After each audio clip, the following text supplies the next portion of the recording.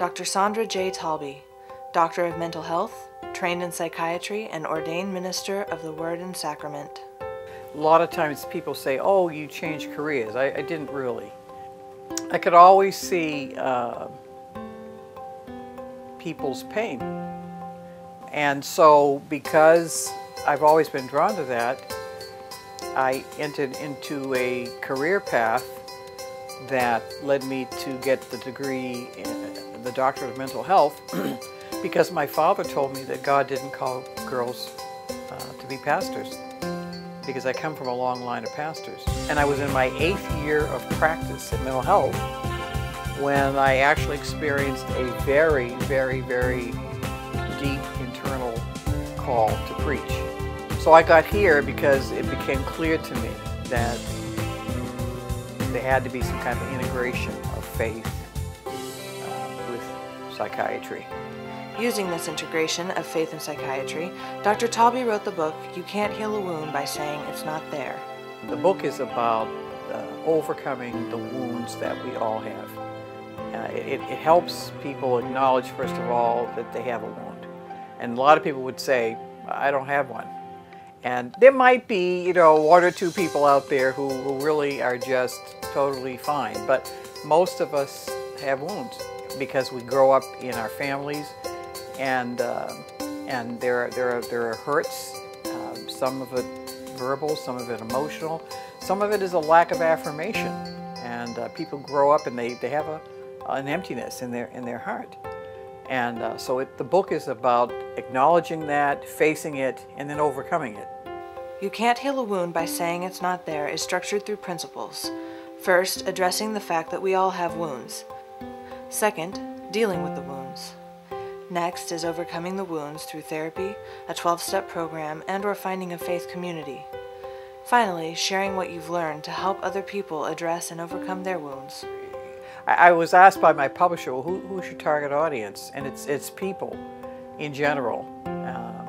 And it's people who have somehow either walked away from a life of faith or who aren't sure about a life of faith. But it's also for people who say, yes, I'm a follower of Jesus. And so it really isn't targeted for one group. I believe it's a book that speaks kind of universally to the wounds that we carry.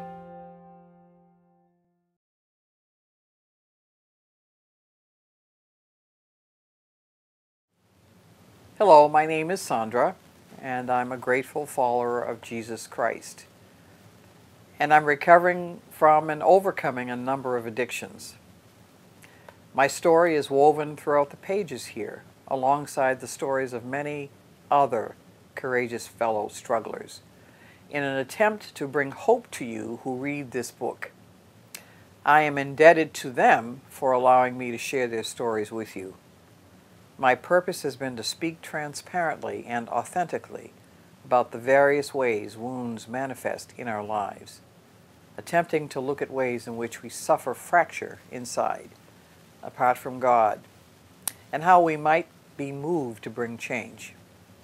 This book is also about overcoming generational wounds, so that you might believe that overcoming them is possible for you and your offspring. I say overcoming because we are never done until we meet Jesus face to face on the other side of heaven. In the meantime, we are still in process. I want to share a story about being in process, and it comes from an excerpt from the Marjorie Williams classic, The Velveteen Rabbit. It will remind you that even though you may be in process, process takes a very long time. So I begin. This comes directly from her book. What is real? Asked the rabbit one day when they were lying side by side near the nursery fender before Nana came to tidy the room. Does it mean having things that buzz inside you and a stick-out handle? Real isn't how you are made, said the skin horse. It's a thing that happens to you. When a child loves you for a long, long time, not just to play with, but really loves you, then you become real. Does it hurt? Asked the rabbit. "Sometimes," said the Skin Horse, for he was always truthful. "When you are real, you don't mind being hurt. Does it happen all at once, like being wound up?" he asked. "Or does it happen bit by bit?" "It doesn't happen all at once," said the Skin Horse. "You become. It takes a long time. That's why it doesn't happen to people who break easily, or have sharp edges, or who have to be carefully kept. Generally, by the time you are real, most of your hair has been loved off, and your eyes drop out,